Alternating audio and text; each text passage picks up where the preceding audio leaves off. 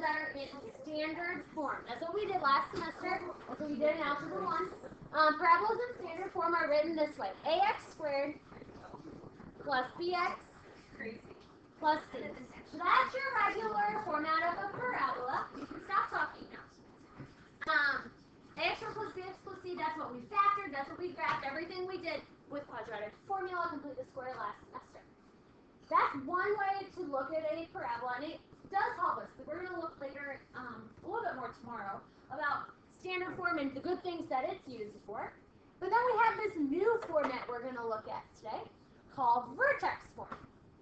And this is vertex form. A times the quantity x minus h squared plus k. That is called vertex form, and the reason it's called vertex form, which we're going to see in a minute, is it tells you the vertex, or the turning point of the parabola. It has its pluses and minuses too, but for now we're going to work a lot with vertex form today, and how do we make a graph from it. Some general definitions here using letters, so kind of mathy definitions, and then once we get to the examples with numbers, it'll make some sense. The way you find the vertex of your parabola from this equation is an ordered pair, because that's what a point is. It's going to be opposite, so negative h, opposite of h, comma k. Right? So the h and k are going to be numbers in this equation, so you're going to take the opposite of the number in the parentheses, the same number is outside. And once we see a real example, it'll make some sense. What does the axis of symmetry of a parabola mean?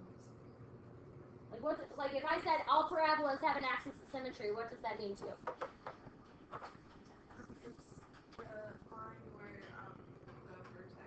Yeah, it's an invisible line that goes through your parabola to the vertex.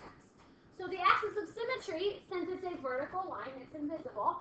It's the equation x equals, it's a vertical line, or all x equals, and it goes through the vertex at the x coordinate, which is here, negative h. And again, once we see pictures and once we see the graph, that'll make a little bit of sense. The only other thing we're going to talk about in this kind of definition part is it says if a is greater than 0. A is the number in front of your parentheses. It's similar to just like if I had 2x squared in our quadratic equation that we worked with before break. If the number in front of the parentheses is greater than 0 or positive, do you think that means that your parabola is going to open up or open down? Open up. So if it's positive, your parabola is going to open up. And would that turning point be a maximum or a minimum? A minimum. Okay. And conversely, if the first term in front of the parentheses is less than 0, which means negative, that means your parabola is going to open down. And if you open down, the vertex right here is a maximum. Okay. So let's talk about vertex form. We're going to identify parts of a graph from an equation. We're going to graph an equation, but before we do that, this is not on your paper. I just want you to watch because we need to understand something about parabolas before we do the graphing, before we start, because it's really going to help us. We have what's called a parent function for a bunch of equations. When you get to pre-calc next year, they're going to talk about a ton of parent functions. The only one we need to know right now is y equals x squared. We're going to use this equation and this pattern a lot in this unit. So y equals x squared is the most basic parabola. Now let's think about how we would graph this parabola. Okay? So I'm just going to do 0, 1, I forgot 2. 0, 1, 2, 3. That'll help us a little bit. If those are my x values, I want to know what points would I plot on the parabola. So if I put 0 in for x here, what would be the y value? What's 0 squared? 0. So you would plot the point 0, 0. Again, you're just watching. This isn't on your paper. All right, if I put 1 in for x here, I'd have 1 squared, which is 1. So you would plot the point 1, 1. Okay, 2 squared is 4. So you'd have 2, 4. And 3 squared is 9. So you'd have 3, 9. Now that looks like half of a parabola, correct? Now the nice thing about parabolas is, remember, we have an axis of symmetry. So that's a line that's going to go right down the middle. So you can imagine that if you wanted, the easy way to graph this would be just to plot the mirror image points on the other side. The reason I'm showing you this is because knowing this pattern for how to get the points for the parent function is going to help us graph even equations that look like this. All right, we're going to be told, we're going to find where the vertex is. We'll do that in a minute. But if you know this pattern, even if the vertex of your parabola is like over here, if you know how the parent function works, you can plot all the points on the graph, even without your calculator. So let's talk about this pattern really quick. If I'm at my vertex here, if I go out 1 to either side, how many do you go up to get to that point? 1. So if I were plotting this point, I would go out 1, up 1. That will give me my first set of points. To get the next set of points, if I go out 2 from the vertex, how many did you go up? 4. So you could go out 2, up 4 on either side, and you get the next couple. Do you see how that works? So if you know the pattern, 1, 1, 2, 4, 3, out 3, up 9. 3 squared is 9. Then you'll have, let's see, 3, 1, 2, 3, 4, 5, 6, 7, 9. Then you could plot any parabola. Does that make sense? How that helps you? All right, so that's going to help us when we plot some points here. The only thing I'm going to say is this parent function, knowing the pattern out 1, up 1, out 2, up 4, only helps us when the number in front of the parentheses here is a 1, right? 1 or a negative 1. If it's 2 or 3 or 1/2, that pattern is not going to be the same. We're going to deal with that, I think, next week. But for now, that parent function pattern only really helps us when I just have 1 times the parentheses. Okay? Make sense? All right, let's talk about this one. I have the equation x plus 3 the quantity squared minus 4. That's vertex form of an equation. And what's nice about that is it gives you the turning point, or the vertex. The rule is, like we stated it above, to find the vertex, you take the opposite of what is in the parentheses. So what's the opposite here? -3, comma, the same as what's outside. So -3, -4, yes. It's the opposite. I know, up here, I know I wrote it this way, -8. The opposite, yeah. This means opposite. It doesn't mean that negative. This negative means opposite of h. So if this was negative, it would be positive here. If this was positive, it would be negative. Just do the opposite. I know, that's why we don't do a lot of math and definitions all the time, because they make things confusing. Yes? Thank you. So my sister gave that to me because she gave me a clock that was fancier than that when I graduated college, but then, so I had it before I moved down here. And I moved here, one of the custodians broke it by accident. It was an accident, but on like literally my first day of work. So she didn't know that. She found out it was broken, so she bought me one for Christmas. I like that. Aww, that was so nice. Yeah. She also bought me spice jars for my spice cabinet. So I was really excited actually. It came with like a little funnel, and I got to like put labels on the jars. I was like, no, it has like shell stuff. It's awesome. I actually asked for that. Because I'm the coolest person you've ever met. I asked for spice jars. Alright. So we know our vertex. So when we know the vertex, we can plot that point over here. -3, -4. Alright. And yes, we have talked about how to plot the points. We will do that in a minute. But let's not plot anything other than the vertex for now. Let's talk about whether this will be a maximum or a minimum. So when I look at the number in front of the parentheses, it's +1. So that's positive. Will your parabola open up or open down? Up, because it's positive. So that turning point is going to be a minimum. Okay?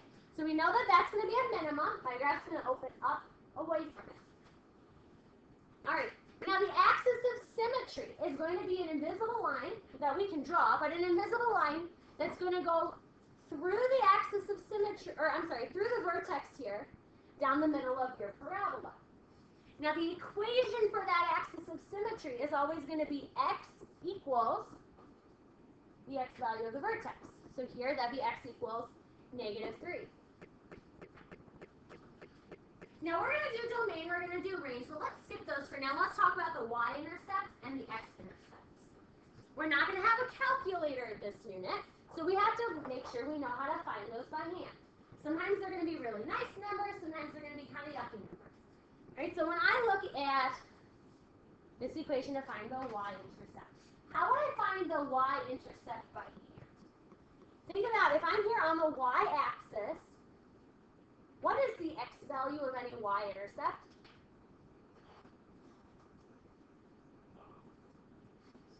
Easy number, 0.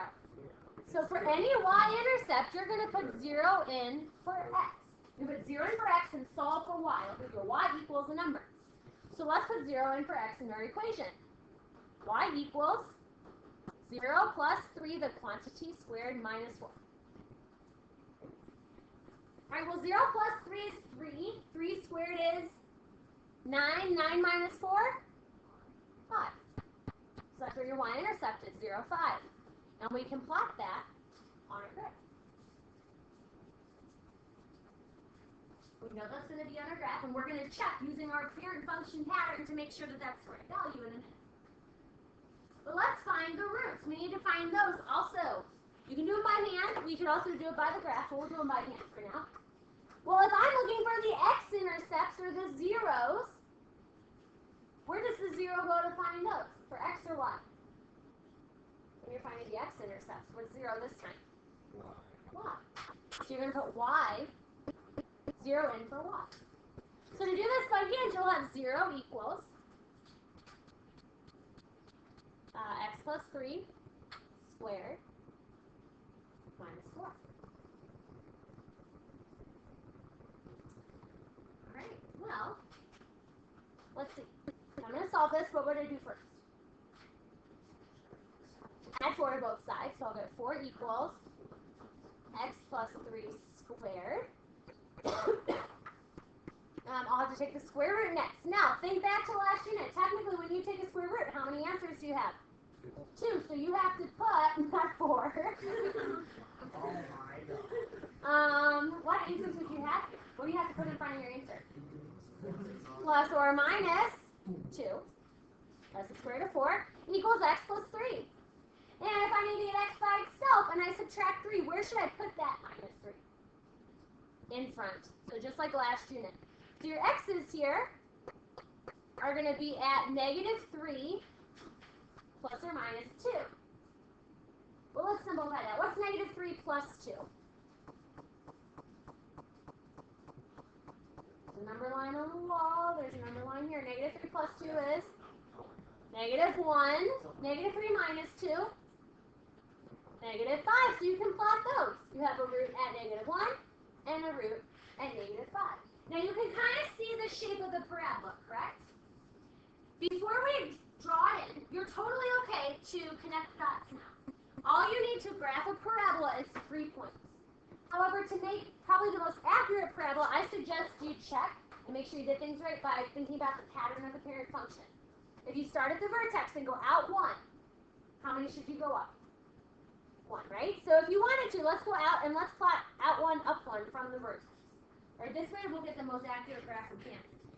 From the vertex, if you go out 2, how many should you go up? 4. Well, when I go up 4, where do I land? On a point I already plotted, right? The x-intercept. So that verifies for me that I found the correct x-intercept.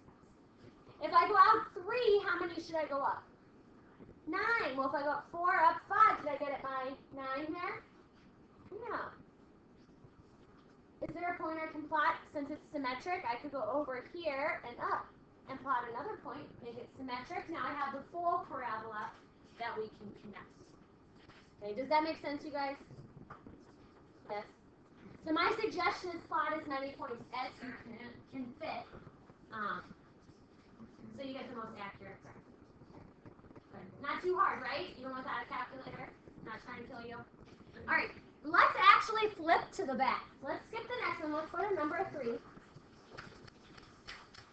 We'll look at a couple here on the back. A couple different looking ones. Number 3 here. We're still going to find the turning point. So I have negative the quantity x minus 2 squared plus 9. Alright, so our number 3. What would be the turning point for this one? Yeah, positive 2. positive 9. Okay, so we can plot that on our grid already, 2, 9. Okay? So we know that's where your turning point's going to be. Oh, I forgot to do domain and region lesson. We'll make sure we do it. Sorry, that shouldn't be so hard for you to do, but. All right, max or min. Well, this guy has a negative in front. So that negative means your graph's going to open up or down? Down. So would your turning point be a max or a min? A max. Okay. So I'm going to have a max. My axis of symmetry is going to go right through your vertex right here. It's an invisible line. What is the equation of that axis of symmetry? What does x equal? 2.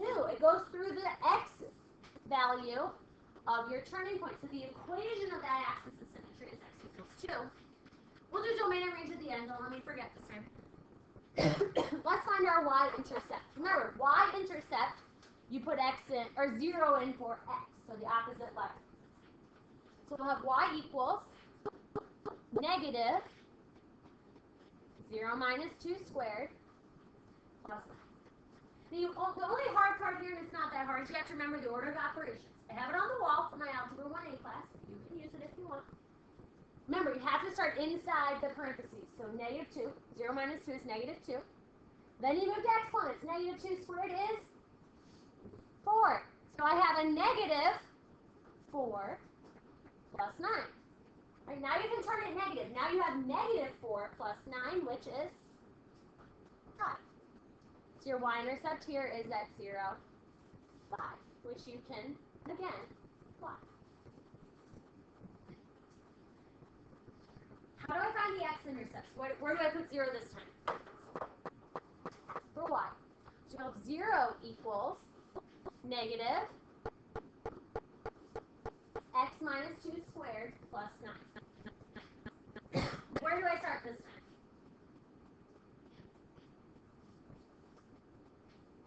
The negative or the 9? I move the 9 first, right? Don't deal with what's in front until you move the 9.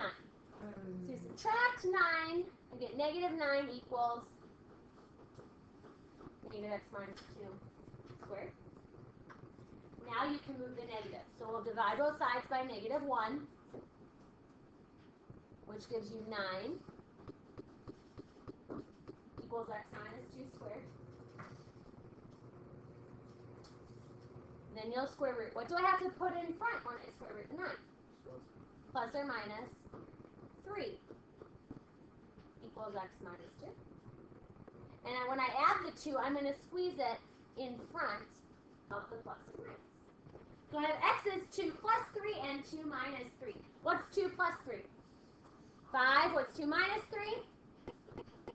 Negative 1. So those are your x-intercepts. 5 and negative 1. Now technically I have 3 points. So I can graph this parabola, but let's again make sure that we did this right by thinking about our parent function. From the vertex, if I go out 1, how many down should I go? 1. So we can add those points in just to make sure that our graph is accurate.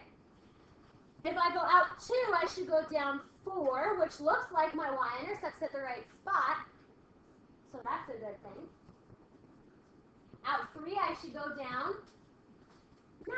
Does that work? If I go out 3 down 9, did I get my x-intercepts? Yes. And if you really wanted to plot an extra point, if I went out 4, how many should I go down? How many? 16. So if I really wanted to, I could go down to negative 7. If you really wanted to there. So that would give you your parabola. Yeah, but if you don't really want to, it's okay. Now, don't forget domain and range this time. Domain should be easy. What is the domain of this graph? Negative infinity to infinity. Now, the nice thing, if I flip back real quick to the first graph, what was the domain of this graph that we did?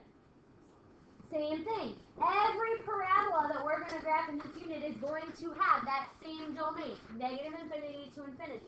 Parabolas go on forever in both left and right directions. The range of the first graph, since a lot of you flip back here, what was the lowest y value?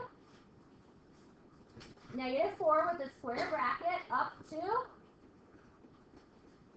infinity there. So the range is going to change. If I go back to the graph we just did, what's the lowest y value this time?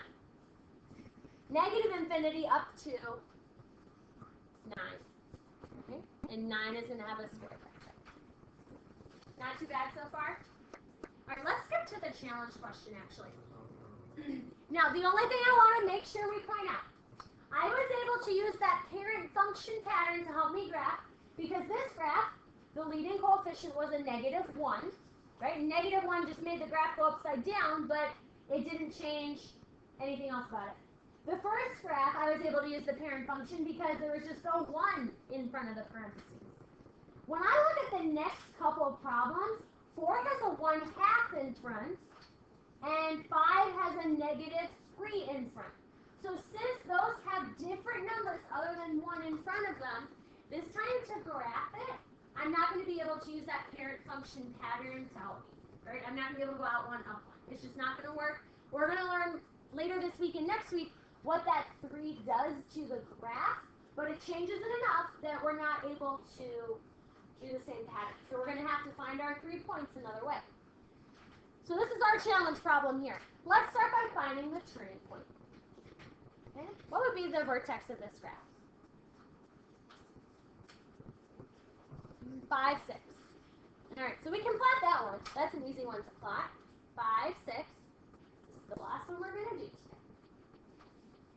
Now, I have a -3 in front. So since this is a -3, my parabola is going to open down, and my vertex is a maximum.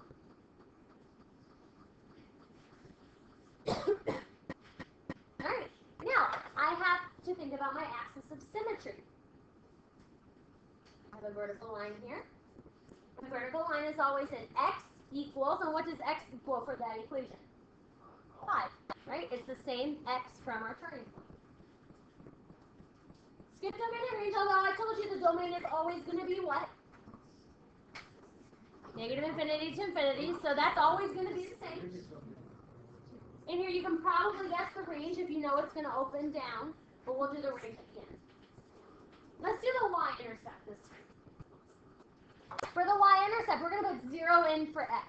So we'll have y equals -3 times 0 minus 5 squared plus 6. This is like the biggest number I'm going to make you do without your calculator. So we have 0 minus 5 is -5, and -5 squared is +25. So I have -3 times 25 plus 6. And what's -3 times 25? -75 plus 6, which is -69. So that's your y-intercept. -69. Can I plot that on my grid? No. So we have to know it, but this time it doesn't help us with the picture. It's like way down here by the floor. So let's see if the roots help us. At least then we can plot 2 more points and we can grab our picture. So our roots this time, we again have to put 0 in for y. So we'll have 0 equals -3 x minus 5 squared plus 6. Always start with the constant. Let's move this 6 over by subtracting it. So we'll have -6 equals -3 times x minus 5 squared. The nice thing that happens is when I divide by -3, I get rid of my negative. So we'll have 2 equals x minus 5 squared. And if you're thinking ahead at all, although I got rid of the negative, that's still not really a good thing, because when I square root both sides, what's the square root of 2? It's just the square root of 2. So that's actually not going to help me, because I'm going to have the square root of plus or minus the square root of 2 equals x minus 5. And since that's not a rational number, am I going to be able to plot that point? No. So I'm going to add 5 to both sides. But all I can write down is that my roots, my x-intercepts, are at 5 plus or minus radical 2. And since I can't let you use a calculator, that really doesn't help us. I mean, I could let you use a calculator, but I'm choosing not to let you. No, it's like this. What? Yeah, Yeah, so we're going to pick another point. All right, we can pick any other x value, because once I put an x value in here, and it gives me a nice number, I can plot it on one side, plot it on the other side because it's symmetric, and we're good to go. So let's pick a different x value to plot. What do you want to do? 4. Okay, we can do 4. So let's see. If I test x equals 4, so I'll do it over here. So let's find 4, and then we'll have another point. We'll put in negative 3 times 4 minus 5 squared plus 6. So we have to find a point. So we're kind of making our own little table here. I start with parentheses. 4 minus 5 is negative 1. So I'll have negative 3 times negative 1 squared plus 6. Negative 1 squared is 1. Negative 3 times 1 is negative 3 plus 6 gives me 3. So that means you have a point that you can plot at 4, 3. Well, what's really nice about that axis of symmetry? Can you just pop it on the other side here at 6, 3? You have 3 points now? Yes, you can connect them, make your parabola. What do you notice about the shape of that parabola versus the other ones we did? Just in general, what do you notice about it? A lot skinnier. So that 3 did something to make the graph skinnier. We're going to learn about that more as we go through. All right, real quick, what's the range here of this graph? Negative infinity up to 6. Okay, so not having a calculator didn't kill us yet, right? It did. You're just a hologram now? Yeah. That's too bad. All right, so there's a lot.